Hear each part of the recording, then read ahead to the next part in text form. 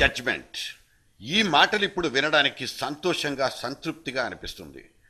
కొంతకాలం క్రితం వరకు ఈ దేశంలో జరుగుతున్న పరిణామాల్ని చూసిన వాళ్ళంతా ఇక ఈ దేశానికి మోక్షం లేదనుకున్న వాళ్లే. అత్యున్నత స్థానాల్లో ఉన్న మంత్రులు, అధికారులు వాళ్ళు చేస్తున్న అంతులేని మోసాల్ని చూసి మన నిస్సహాయత గురించి పెదాలు విరిచిన వాళ్లే. ఇక వీళ్లే కొంతకాలంగా సుప్రీంకోర్టు ఇచ్చిన తీర్పుల్ని చూసి విస్తుపోవడం గమనించవచ్చు. 2 కేంద్ర మంత్రులు తిహార్ జైల్లో ఊచలు లెక్కబెట్టడం ఒక అసాధారణ పరిణామం. అంతకు ముందు ఈ ఉన్నత పదవుల్లో ఉన్న వాళ్లకు బెయిల్ దొరికేది. తీవ్రమైన కేసుల్లో సైతం జామీను తీసుకుని బయటపడిపోయే పరిస్థితులు ఆనాడు. ఇప్పుడు అదేమంత సులువు కాదని ఈ మధ్య పరిణామాలు సుస్పష్టం చేస్తున్నాయి.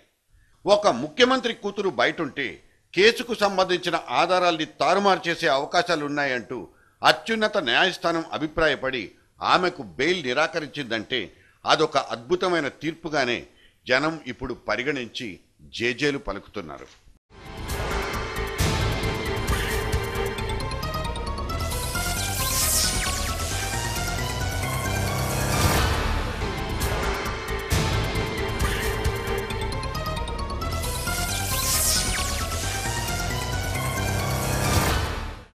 కార్గిల్ యుద్ధ వీరుల కోసం తలపెట్టిన ఒక బిల్డింగ్ కాంప్లెక్స్లో సాక్షాత్తు ఆ రాష్ట్ర ముఖ్యమంత్రి హస్తలాఘవం ప్రదర్శిస్తే ఇక ఎవరు ప్రశ్నించాలి? కాంగ్రెస్ అధిష్టానం అతన్ని పదవి నుంచి పక్కన పెట్టొచ్చు, కానీ న్యాయం జరిగేదెలా? మళ్ళీ ఇక్కడ కూడా న్యాయస్థానాలే కలగజేసుకుని తీర్పులు చెప్పాయి. ఇప్పుడు తాజాగా మన రాష్ట్రంలో జగన్ వ్యవహారంలో హైకోర్టు ఇచ్చిన తీర్పు అత్యంత ఉత్కంఠను రేపింది. ఆయన ఆస్తులు, ఆయన కంపెనీల్లో పెట్టిన పెట్టుబడుల వ్యవహారంలో ప్రాథమిక విచారణ చేయాలంటూ ఇచ్చిన తీర్పు ఎంతో కాలంగా జగన్ విషయంలో వస్తున్న ఆరోపణల మీద పరిచిన గుడ్డను కోర్టు తన చేతులతో తీసేసినట్లయింది.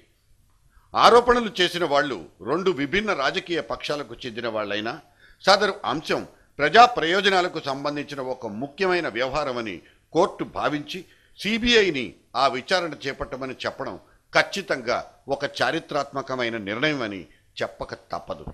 అయితే హైకోర్టు ఇచ్చిన ఉత్తర్వులు ఆపు చేయాలంటూ జగన్ ఇప్పటికే సుప్రీంకోర్టు తలుపులు తట్టినందువలన ఈ వ్యవహారంలో ఇంతకంటే ఎక్కువ మాట్లాడడం నేరమే అవుతుంది. కాబట్టి ఆ ప్రస్తావన ఇంతటితో ఇక్కడ ముగించేద్దాం.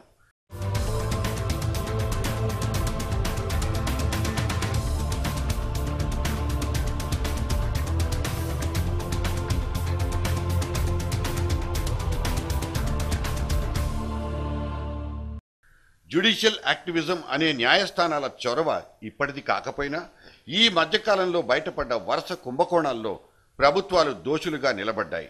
వాటిని పరిష్కరించి బాధ్యులైన వాళ్ల మీద చర్యలు తీసుకోవడంలో అవి ఘోరంగా విఫలమయ్యాయి. ఈ కుంభకోణాల పరంపర మీడియాలో ఎంతగా ప్రస్తావించినా, చర్చించినా, సాక్ష్యాలు చూపించినా కదల్ని ప్రభుత్వాల్ని ఓ కంట కనిపెట్టున్న కోర్టులు మాత్రం ప్రభుత్వాల అసమర్థతను చూసి మిన్నకుండిపోలేకపోయాయి. అందుకే కొన్నిసార్లు సుమోటగా అటువంటి వార్తల్నే స్వీకరించి కొరడాలు ఝుళిపించాయి.